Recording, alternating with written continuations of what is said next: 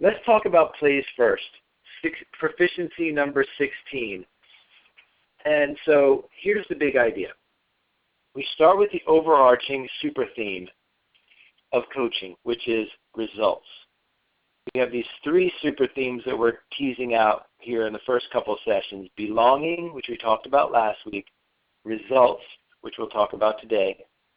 And then next week is awareness. These are the same super themes we talked about in the Basic Coaching Superpowers class. But now we're just taking them to a deeper level. So today we're talking about results.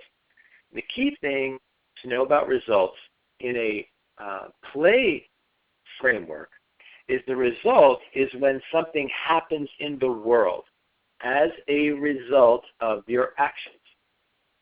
So this is different than what we used to think of a result in the industrial age. The result was typically just getting it done. When you get it done, that's the result. So there was it's a big contextual reframe here to remember that in the industrial age, the fundamental framework of life was you are in control. You control things. That's what it means to work. You work with a tool. You control it. And we also had the illusion of control, that we could control other people. We could control circumstances. We had basically the illusion that we could control anything. And that was the basic framework of life. So everything in life had this sort of context of, well, you got to control it. And you got to know how to do it the right way. Then you get the result you want. So you just know how to control things. You do it right, you get your result. You just get it done, sort of like the result. That was the 20th century framework of life. Okay. Now, we have been really accumulating a lot of life experience over the last 15 to 20 years, and we basically figured out that you really can't control very many things at all. And that this is it really is an illusion of control. And for sure, you cannot control other people. And it's even a pretty good challenge to control your own mind. You know, it's like your mind thinks all kinds of thoughts that you're not even really in control of. They just pop. They just pop up. You didn't control it. You can try to think some thoughts, but your mind also thinks its own thoughts. So, you know, this notion of control is pretty crazy making. So what we're wanting to do as coaches is play the game of life the way it's really played, which is you can't control much of anything, but you can influence. And this is a key distinction for all of us as coaches. Let go of control and embrace influence. And the idea of play is any time you are setting out to do something that you cannot control but you can influence, you are at play. That's what play is. Because when you can't control it but you can influence it, then your ideas matter, your skills matter, your energy matters, your timing matters, because now you're in the game of influence and everything matters. You matter. Your choices, your decisions, your abilities, they all affect your capacity to influence what you're wanting to influence. So this is very exciting. And once you are out of the illusion of control into the game of influence, then if you can influence something, and sometimes you can and sometimes you don't, and sometimes it happens and sometimes it doesn't happen, and all of these sorts of things, that sparks the desire to want to play better, to get the results you want more often. So you can't control it, you can't make it happen, but you can influence it. So if you can influence it, that means you can get better. That's where coaching really begins. It's like, okay, you have some influence over the result, or maybe very little, and you want more. All right, you're going to need more skill, better energy, better strategy, all sorts of things, better timing, better luck, all sorts of things that a great coach can help players develop so you get the results you're going for more often. So that's sort of the big reframe. So what plays first really speaks to is a life of creating results. Creating results that you cannot control but can influence, and being in pursuit of those results, knowing you'll win some and you'll lose some. And through this, spark the desire that you want to play better. So when we say plays first, it means you have this framework of life that you're wanting to create results in the world based on ever-expanding influence, that the results you want to create are a contribution to the world in some way. You want to add value to the lives of others. And so since you want to add value, which comes from the bigger why that we spoke about last week, you have a bigger why. You want to do something in the world. You want to create some good. So then, okay, now we want to play the game to fulfill that purpose.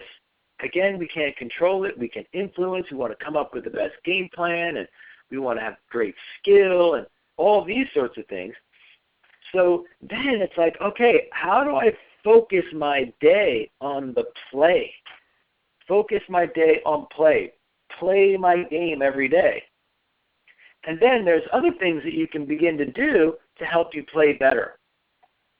And so this is really the way we want to look at life. And when we coach our players, we want to get them oriented around playing their game the best way they can play it every day, getting into your game and playing.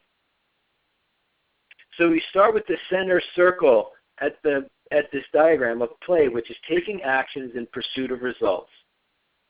You cannot control it, but you can influence it. That's when you know you're at play. So that becomes the focal point of our day, of our week, of our life. The results that we are currently in pursuit of becomes our focal point. This is our game, the game of our life. Then the next big item to look at is over on the left of the diagram, environmental upgrade projects. And this becomes a major conceptual framework. That is, when you're in pursuit of results, the big game that goes next to playing for the results is creating the environment that facilitates those results. And if you have taken the World Power class and you know about the 9 environments, the 9 environments are a really big, broad spectrum of people, places, things, and ideas that you can design to support you in getting the results you want. And so this becomes another major creative endeavor. So the first part of your creativity is to create the results you want, and then that creates a pull to create the environment that you need to create those results. So environments mean so many things. So first of all, you say, okay, I'm taking these actions to get results, and I'm not getting the results. Maybe I need more skill. Awesome. Skill is part of your self-environment. Part of your self-environment is your skills. So, okay, I need to increase my skill and then play again. Or you might say, I need a better idea. All right, ideas, mimetic environment. Create a new idea and then play again. Articulate your idea, play again. Oh, maybe I need some technology resource. You're in a business game and you want to talk to potential clients. You say, oh, maybe if I had a web page that I could refer people to. Okay, a web page is part of your technology environment. It's an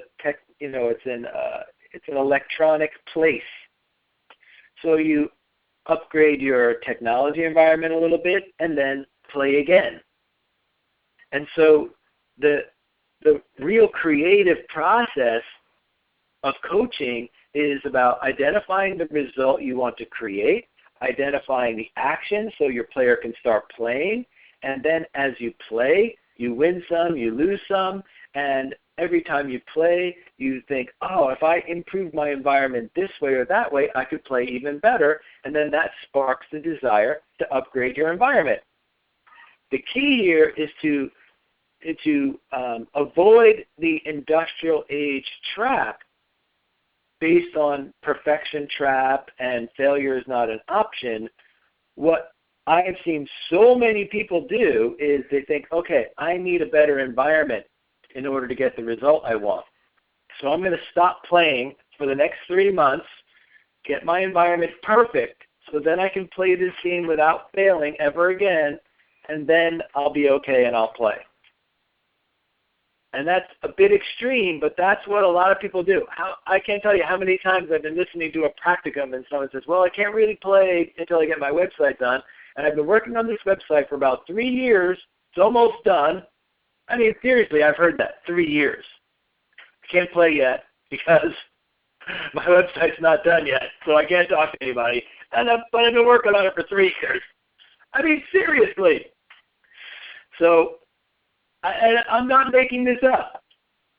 So anyway, what we want to do is we want to get a new way of coaching where we're focused on results, not tasks, and then we're in an ongoing creative process to upgrade the environment a little bit and then play again. Upgrade the environment and play again. And that becomes the way you play your game of life. Upgrade it a little bit and play again. Not upgrade it for 3 months, don't play, don't fail, don't make any mistakes, then try and play again. No, that's not it. Upgrade a little bit, play again. So as coaches, we want to really understand this framework. We're going to talk about it today and explore it a little bit. And then the last piece is the follow-up part, which is another part that creates a lot of hang-up. So when you play a game, typically you create a need for some follow-up actions. So I'll give you a funny example from soccer. When you play a soccer game, after the game, the one thing you really, really need to do is ice down your ankles. If you don't ice down your ankles after you play, you're not going to walk very well the next day. And then, especially when you're playing in the over 50 league, trust me on this one. But even when I was in college, it was like automatic. Play, ice, play, ice. So icing is a follow-up project that clears the space for you to play the next day. And almost any game has some follow-up projects or tasks that are a real requirement if you want to keep playing. So if you're playing business and you go out to a networking event and talk to a bunch of people, that's you at play. You're playing, you're talking to people, that's your action. The result is you want them to say, yes, I want to know more, let's set up an appointment. That's the result, let's say. We talked about the game of ask, so that's a great example. Ask, I'd love to have an appointment with you to tell you more about what I do. If you want them to say yes, then they say yes. Great. That creates a little follow-up, sending them a little note, a link to your calendar, a schedule of what you're going to talk about. There's some follow-up. And what happens is a lot of times people don't do the follow-up, and then they get really clogged up and can't play anymore because they have a big stack of follow-ups that they haven't done. So in a way, follow-up projects is another kind of environment. I know we have Rama in class, and she's the guru of systems, for example. So follow-up is a place where you want to create a system that makes it easy to do the follow-up. It's another kind of environment in a way, but it's very specific to follow-up. So that you upgrade your environment a little bit, go and play like mad, play every day, love it, go for results, you win some, you lose some, and then whatever follow-up comes out of your play, you have a system to make that relatively or very easy to do. do your follow-up, and your mind is clear, and you're ready to play the next day. That's the essence. That's basically what it means to play first.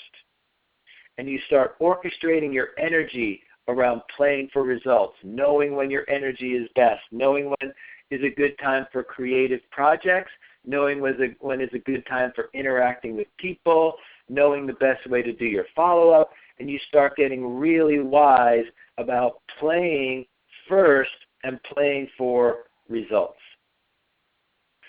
Okay, so that's the big overview. Thank you for listening to that little or lengthy Coach Dave rant.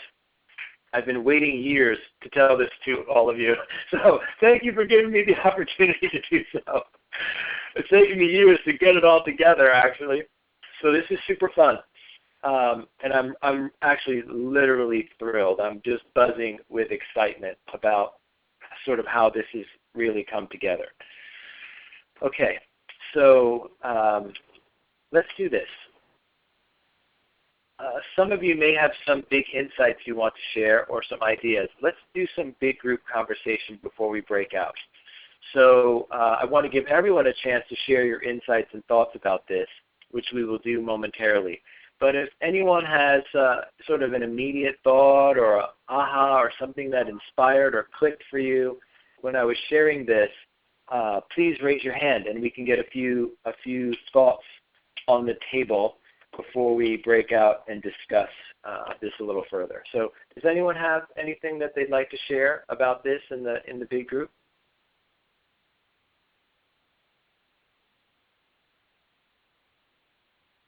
Don't be shy. Calvin, go for it. Coach Dave, just the simplicity of the language plays first. I noticed this is common to the other proficiencies too, but there's a couple different ways that I could read that. At first, I thought this meant you're a coach, you should play first before you expect the player to play.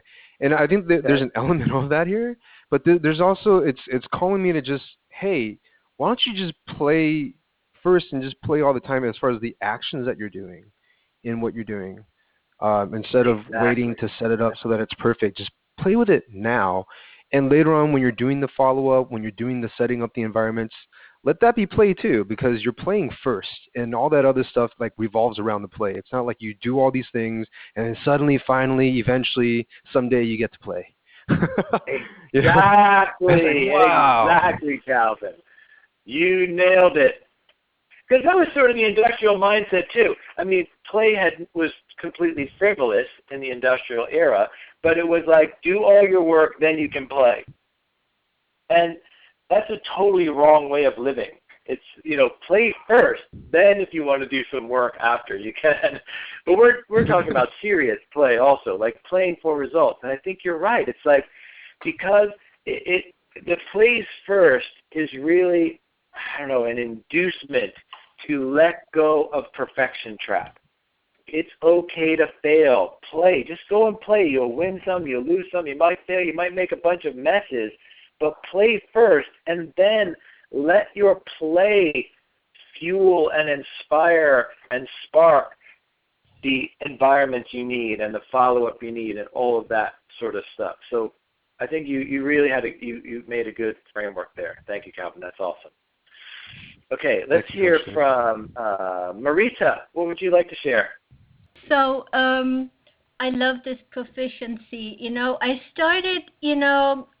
started like playing with this concept 2 years ago, and I still have to be reminded all the time because I am so into the work hard, you got to do it right thing. And it is so amazing to just kind of keep playing. And actually the good news is that it's getting better. And what I find so interesting, all my players and a lot of people I know, they all have the same problem. So, and it's very simple, but it's really hard to do something different. So, yeah, I think it's great to have it as a proficiency and just be reminded all the time that, life is so much better when we can play. It really freaking doesn't make a difference on how great we do it. The main thing is to just do it. Yeah, play first. Awesome. Yeah, thank you. Well said, Marita. And I just want, Thank I'm you. just, thank you very much. And Michelle, go for it. Hi, Coach. I love this idea, and I'm very new to all this. So it sounds as if we should identify the results that the player is in pursuit of, but really get some actions they can take, put them on the table like right away, like in that first or second session. Is that what I'm hearing? You are 100% right. Going. And then, but what if, we also have to honor the client, and what if, they say something like, well, I just don't feel comfortable giving the information out until I have a web page done, and, but we have to honor. It's true. There's a bit of a dance there. I'm with you on that, Michelle. There is a bit of a dance. So you may have to do some negotiation, or sort of like, I think there's a question there, like, okay, what's the simplest, fastest thing you can do to upgrade your environment, something that will take less than 1 day, so that you can, if you really have to do that first, all right, you've got 1 day because tomorrow we play. Something along those lines, because we do have to remember that part of our game as coaches is to, if someone says, okay, I want to have a coach, that means they need to do or want to do something different than what they're doing. So we do need to really be advocates for helping people break free from industrial perfection trap. That's just a big part of what we do. So yeah, it is a dance. I totally agree, and we do have to honor and respect our player and their comfort zone. At the same time, if they're really stuck in work mode, we may have to push them. So just keep that in mind. All right. Very exciting. Dorina, please share your thoughts. Hi. Okay. So this is becoming more and more clear to me as you're saying it. So when you say, can I ask you a couple of questions? So, okay, when you used to, with the whole playing idea, to me was like, it's like equivalent to having fun, right? And being yourself and all that stuff. Okay, so, but you're saying you could apply this idea of play also to your endeavors, whatever that you want to accomplish in the world, but it's just like you don't have to have it all figured out before you actually start. It's like the playing is the learning, the process along the way also? Yes, I don't know if that's correct. Okay, so what the way most people approach things is I have to have it all figured out. I have to know exactly how to do this thing before I actually do it, so they end up never doing that thing. That's correct. Okay, so when you approach it as play, it's like you're in there and you're learning and you're figuring it out and you're going to fail and all those things. Yes, that's why it's called plays first. Right, okay. Gotcha. Not plays after you figure it all out. Okay. I don't even know if I could have fit all those words on the top of the diagram, right? So it's not plays after you have it all figured out so you win every time and never lose. It's just plays first. Right. Okay, I got it. And it makes a lot of sense how people then choose never to play. That's correct. Okay. Or what happens is, like if I think of this person I'm thinking of, and it's funny, I mean, he's really a match for me. So I am literally talking about another guy, but I could just easily be talking about myself. So it's like, okay, there's this game I want to play that involves talking to people and asking them about doing something with me. And asking people to do something with me is really freaking scary. So I have this idea that, I need to get this web page set up first before I can talk to people. And literally this guy on every practicum talks about how this website's not done yet and he's been working on it for 3 years. And it's like, well, I know why the website never gets done is because the game is really scary. And so if he has the project as a convenient excuse, like I can't play till this project is done, that just becomes the winning strategy for the play safe team. Like, okay, just put a big project blocker up in front of this game because the game is a little scary, so that way you never have to play. Right. But And also that's what happens. Right. But also the playing will generate the actual ideas to put on the website. That's correct. That's actually the way it's supposed to be. So you're supposed to, the way it plays first means go and play and then figure out, oh, I need this on the web page or whatever to play better, and then make a little update and then play again. Oh, now I see a new thing I need to put on there. Okay, great. So you definitely, there is such a thing as projects in our lives and in our games. They're all environmental. Environmental projects are essential to play. But you play first, then upgrade the environment. Play first, then upgrade the environment. That's the cycle, not get the environment perfect and then play. You see what I'm saying? Makes total sense, and it's almost and it's very difficult to upgrade an environment in which you haven't played in yet. That's right, because then you're just taking a wild guess. Yes. Okay. Yeah, I got it. Thank you. Awesome, Darina. Thank you for that clarification. Coach Deanna, I know you would like to say something. Well, just I wanted to say 1,000 things, but I'm going to just tag on to what just happened with you and Darina, and that whole idea of play first and then upgrade your environment, and something that you've been talking about and you talked about with the beginning of the year of transformation, and that is like everybody has this idea of, oh, I'm going to get all my environments perfect. And then maybe for 1 second or 1 hour or 1 day it is. And then life says, ha, check this out. And then something new is placed in your life. And so suddenly, like if you're in that mindset, life is not perfect. That's not the nature of life. And so you are playing a game that doesn't actually, there's absolutely never an opportunity to win it.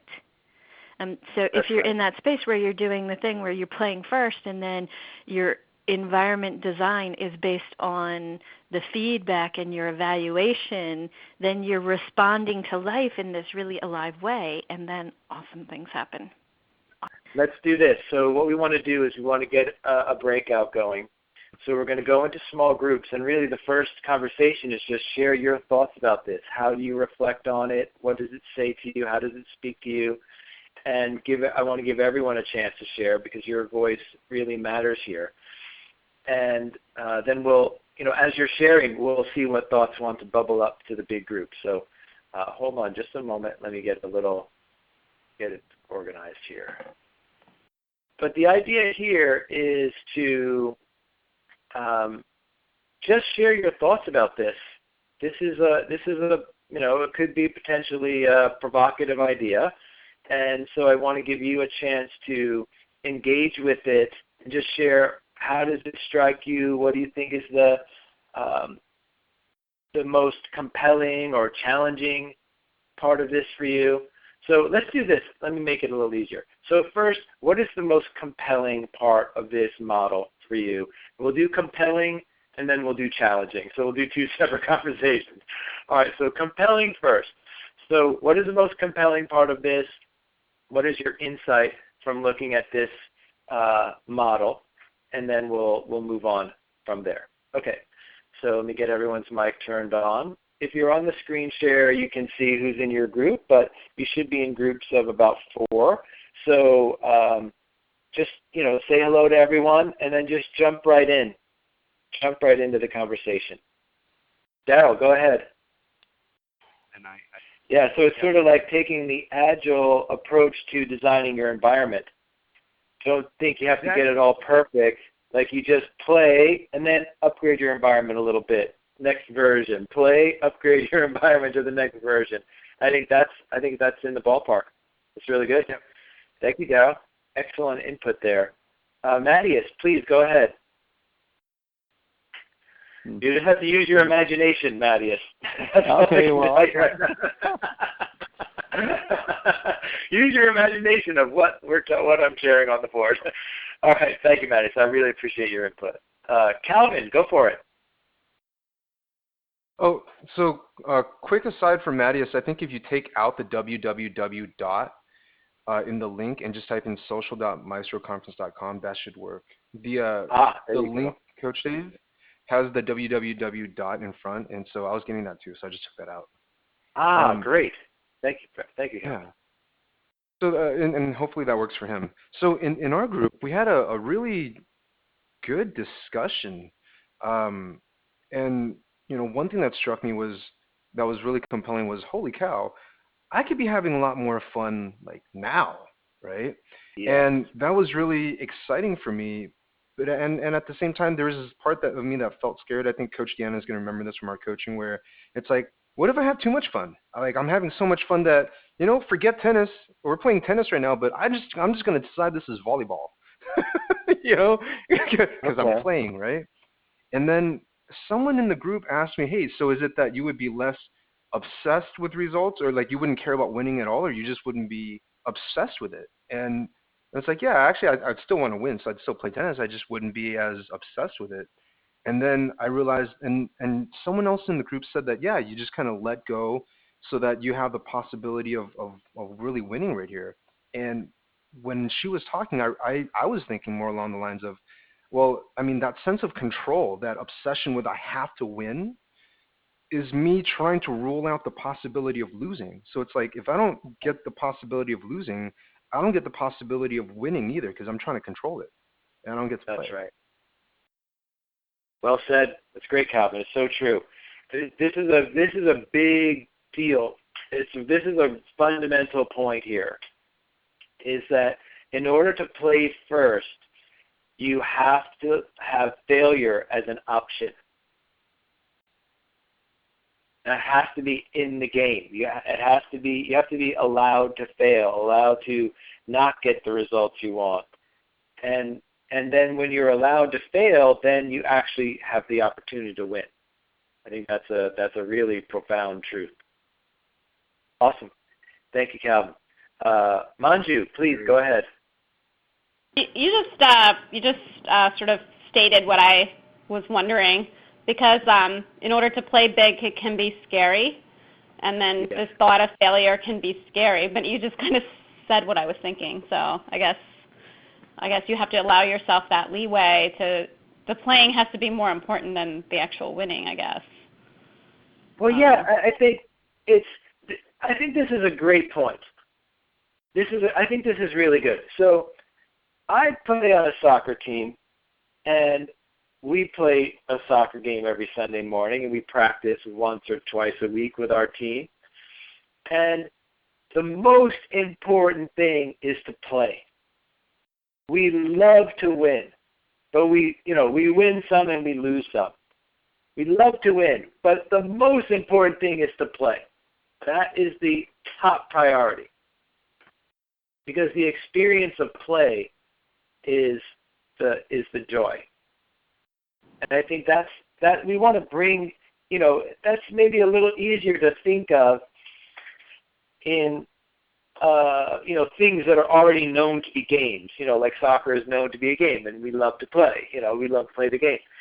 So, but business and leadership and your career are not known to be games. We were trained that was work. So bringing plays first mentality to those areas of life is, I think, where the real creative possibility is for us as coaches, and opportunities for some real transformation.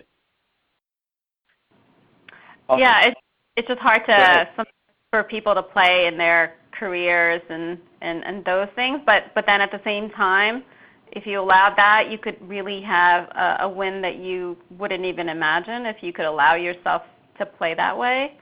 But exactly. It's very scary at the same time. So. Yeah, of course. No, exactly, and but that's the thing. It's like that scariness is actually what makes you come alive. That's what fuels the whole thing. It's like, if it's not a little bit scary, it's probably not worth doing. Okay. Yeah. And I think that's really the big breakthrough, is that we've so organized our lives in the industrial age to control everything so that we never fail, thinking, failure is such a terrible thing and nobody likes failure, so let's just eradicate failure from our lives. And then it actually crushed life. I mean, life was crushed in the 20th century. We have massive entertainment. I mean, we have bazillions of dollars spent on entertainment because people's lives are so crushed that they just need to entertain themselves. And we have to sit there and watch television because our lives are so dreadful, but at least we can have some fun watching TV. I mean, that's really what it's come down to. I mean, that's a pretty sad state of affairs. If you play your life every day, you don't need television. I mean, you might want a little entertainment once in a while, but not like massive consumption of entertainment because your life is so interesting.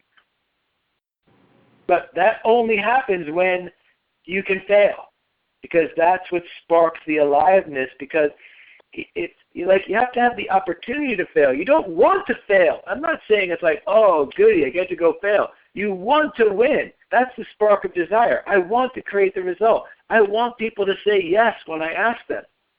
And they don't always say yes. And that fact that they don't is what makes me feel alive, a little nervous, like, oh, I wonder what's going to happen this time. And I wonder if I've practiced, and I wonder if I can do better, and I want to, learn this and that. And it fuels so much experimentation and exploration. So many good things are fueled when you have the possibility to fail. Yeah. Thank you. Thank you, Manju. Yeah. Really good. Natalie, you're next. Go for it, Natalie. So in thinking about this, the thing that comes up for me is that in order to be in this really different mindset, that doesn't say you have to plan excessively, you have to know all the answers before you get going, you have to be absolutely sure that what you do will make it. There was a huge component of letting go of self-judgment and non-judgment. And that, to me, is kind of all of this. Because, it's one thing to be part of a business team, like, to work in a company where, we're all contributing to something, and it might not work. Well, someone else is paying the bills or whatever, we're getting paid anyway, kind of thing. As opposed to, like, when you're running your own business, and maybe this is, just me coming from the entrepreneurial perspective, wow, if I don't plan well enough for this and it doesn't go well, I may lose 100 potential customers. Mm-hmm. Right? Now, I know in my rational mind that that's okay. Like, I got to try things and can't wait for 3 years for the website to be perfect. Right. But there is this dance in there of, wow, I started on this 6 months ago, think where I'd be now. Well, you didn't. So now where are you? Now let's start from here and go forward. You know what I mean? Yes. No, there's no question that there is a dance to be done. I think that is the dance of the game of life. Yeah. And so and I'm so with you. And I know what you're talking about. But I think this is the opportunity here. If you think of plays first and you get into incremental design, and you're going to jump in and play, you're not going to talk to 100 customers in one day. You're going to talk to 3 and see what happens. And like, oh, based on that didn't go so well. I'm going to tweak this up a little bit and try tomorrow. So you're not going to lose 100. You might lose 3. You know what I mean? So it's like, I think it takes away this whole, like, I've got to make the big monster move right now and get everything perfect. Because that was sort of the industrial way, right? It's like we're going to take 3 years, we're going to design a car, and then we're going to put this car out in the market, and here we go. We got to control everything because it's our one shot. And I think we found out that life isn't really like that most of the time. So Dave, let me just add one other thing, that in the last conversation we were having with Manju, there was talking about the non-excite, that we've kind of dulled ourselves down, that we and what came to me was this, that we have lived it's like we've taken safety to an extreme. Yes. We're so afraid of what happens if you fail? What happens if you make a mistake? It's okay. We make mistakes and we learn from them. We don't have to be so safe all the time. Exactly. I think that's exactly right. And if you look at the coaching superpowers trapezoid, you do see judgment-free awareness at the near the top of the trapezoid, and because I think you're really right there that this whole plays first mentality is contingent upon judgment-free awareness. I don't think you can really do plays first without judgment-free awareness. It's like a prerequisite. I think that's a very good point. Okay, awesome. Let's go back with our groups. What I'd like you to explore now is there's a couple of things that I think are possible. Also, I just want to make a quick note that Calvin's advice to Matthias worked. So that is the trick. Take out the www dot if you're having trouble seeing the screen. That's very cool. I love collaboration. Right here, real-time collaboration. Okay, so there's many things that we can discuss here about this. I think this is what I'd like you to talk about with your partners.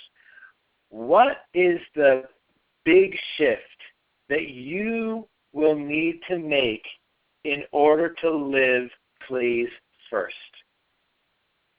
So where is your transformational pivot? Like, where's the shift that you need to make in order to live plays first for you personally? Okay, that's really think on it, look at it, share. What comes to you? What is the big shift you need to make? All right, so let's open up the mics, and you have about 6 minutes for this exploration. Go for it.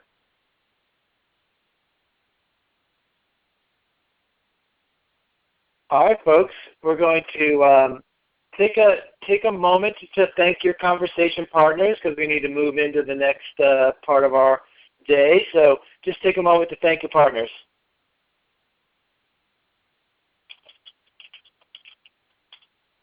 All right, here we go.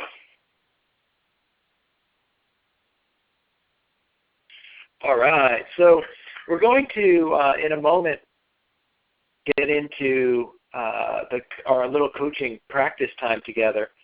So first I want to do a little debrief on some of the thoughts that you shared.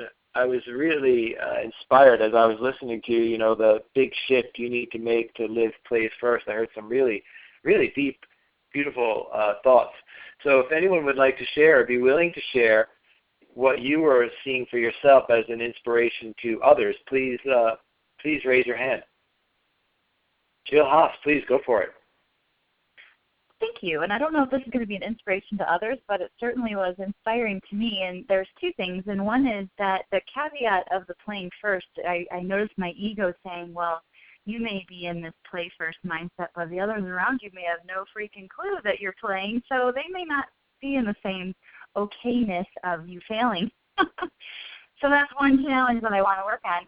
The other one is probably more importantly, and that is realize that I thought I was really good at follow-up. The play, as you were saying, the play, ice, I was thinking, yeah, play, follow-up, play, follow-up. I think I'm really good at playing. It's the follow-up that I think realizing that I'm not as good as I thought I was.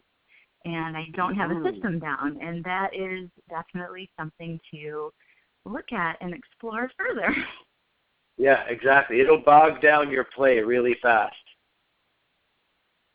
Yeah, that's a great insight, Joe. Well done. Perry, please go for it.